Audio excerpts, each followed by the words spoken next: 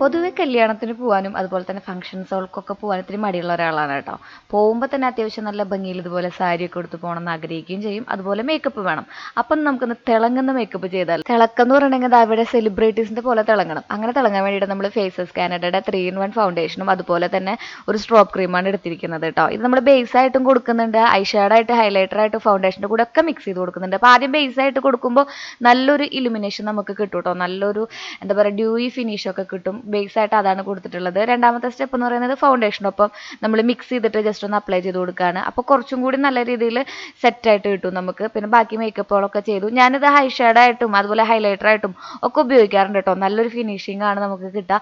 അപ്പോൾ ഒരു പ്രൊഡക്റ്റ് തന്നെ കുറേ യൂസസ് ഉണ്ട് എന്ന് വേണമെങ്കിൽ നമുക്ക് പറയാം. അപ്പോൾ ഇതാണ് നമ്മുടെ ഫൈനൽ ലുക്ക് എന്ന് പറയുന്നത്.